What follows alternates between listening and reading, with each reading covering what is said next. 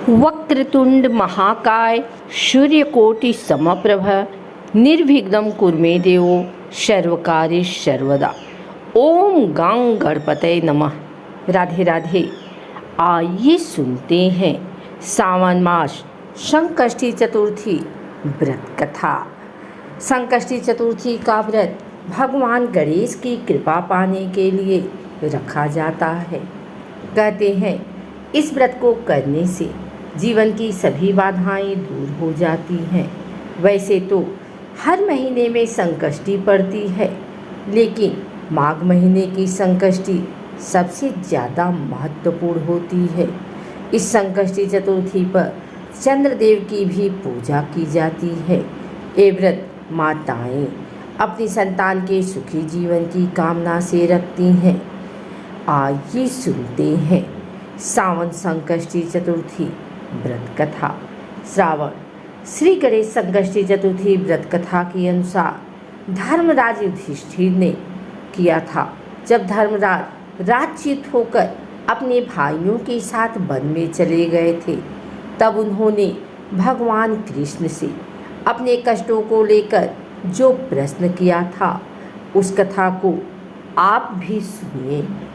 युधिष्ठिर भगवान कृष्ण से पूछते हैं कि हे पुरुषोत्तम, ऐसा कौन सा उपाय है जिससे हम वर्तमान संकटों से मुक्त हो सकें, हम लोगों को आगे किसी प्रकार का कष्ट न भोगना पड़े।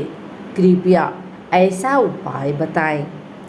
अस्कत कुमार जी कहते हैं कि जब युधिष्ठिर विनम्र भाव से हाथ जोड़कर बार बार अपने कष्टों के समाधान का उपाय पूछने लगे, तो भगवान श्री कृष्ण ने कहा कि हे राजन, प्रत्येक कामनाओं को पूरा करने वाला एक महान गुप्त व्रत है। हे युधिष्ठिर, इस व्रत के बारे में मैंने कभी किसी को नहीं बताया। हे राजन, प्राचीन समय में जब सतयुग था, तब पर्वतराज हिमालय की कन्या पार्वती ने शंकर जी को पति के रूप में पाने के लिए घने वन में जाकर कठोर तपस्या की, लेकिन भगवान शिव प्रसन्न नहीं हुए। तब पार्वती जी ने गणेश जी का स्मरण किया। गणेश जी उसी क्षण प्रकट हो गए, जिसे देखकर पार्वती जी ने पूछा कि मैंने कठोर, दुर्लभ और लोमहर्षक तपस्या की है, लेकिन भगवान शिव को प्राप्त न कर सकी। कृपया करके आप मुझे अपने कष्ट विनाशक दिव्य व्रत, जिसे नारद जी ने कहा है, उसके महत्व के बारे में बताइए। पार्वती जी की बात सुनकर गणेश जी उस कष्टनाशक शुभदायक व्रत का वर्णन करने लगे। गणेश जी ने कहा, अत्यंत पुण्यकारी और समस्त कष्टनाशक व्रत को कीजिए, इससे आपकी सारी मनोकामनाएं पूर्ण होगी और जो व्यक्ति इस व्रत को करेगा उसे सफलता जरूर मिलेगी। श्रावण मास के कृष्ण पक्ष की चतुर्थी की रात में चंद्रदेव का पूजन करना चाहिए। उसी दिन मन में संकल्प लेना चाहिए कि जब तक चंद्रोदय नहीं होगा तब तक मैं भोजन नहीं करूंगी, अतः निराहार रहूंगी। पहले गणेश पूजन कर ही भोजन करूंगी।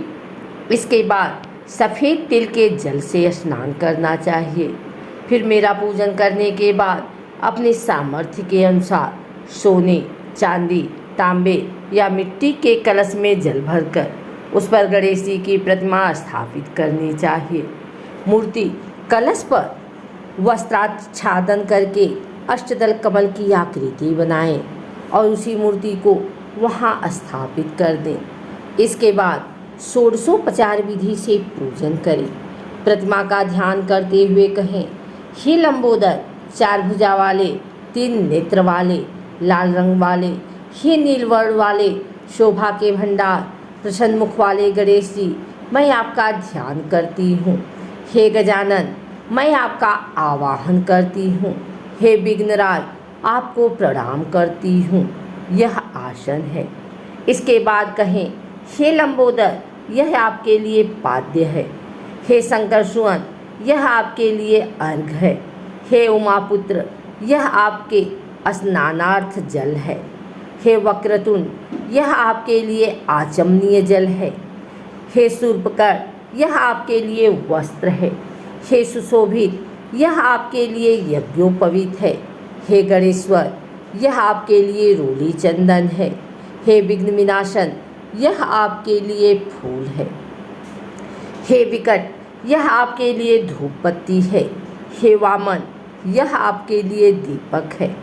हे सर्वदेव यह आपके लिए लड्डू का नैवेद्य है। हे देव यह आपके निमित्त फल है। हे विघ्नहर्ता यह आपके निमित्त मेरा प्रणाम है। प्रणाम करने के बाद क्षमा प्रार्थना करें। इस तरह से षोडशोपचार पूजन करके भगवान को भोग लगाएं। हे देवी देसी घी से 15 लड्डू बनाएं। सबसे पहले भगवान को लड्डू अर्पित करें, फिर उसमें से 5 लड्डू ब्राह्मणों को दे दें और अपनों सामर्थ्य के अनुसार दक्षिणा दें। फिर चंद्रोदय पर चंद्रमा का अर्घ्य दें।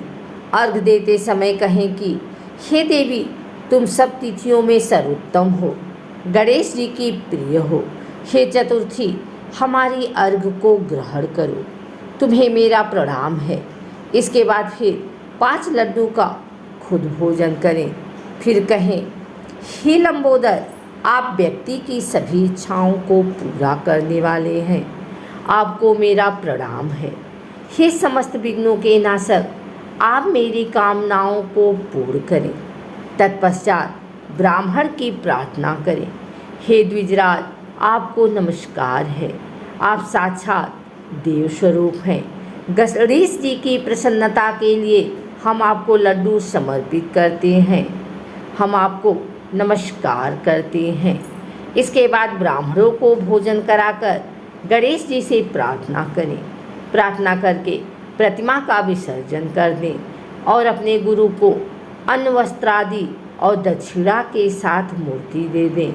विसर्जन करते हुए कहें हे देवों में श्रेष्ठ गणेश जी आप अपने स्थान को प्रस्थान कीजिए और इस व्रत पूजन का फल दीजिए। हे सुमुखी इस तरह से गणेश चतुर्थी का व्रत करना चाहिए। ये व्रत जन्म भर या तो 21 वर्ष तक किया जा सकता है।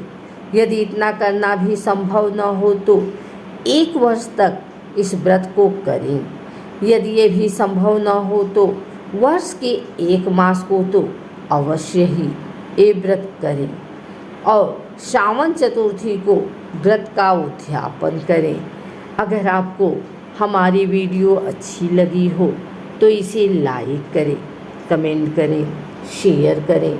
हमारे चैनल को सब्सक्राइब करके बेल नोटिफिकेशन ऑल पर सेट कर लें ताकि आगे आने वाली वीडियो सबसे पहले आप तक पहुंच सके। धन्यवाद।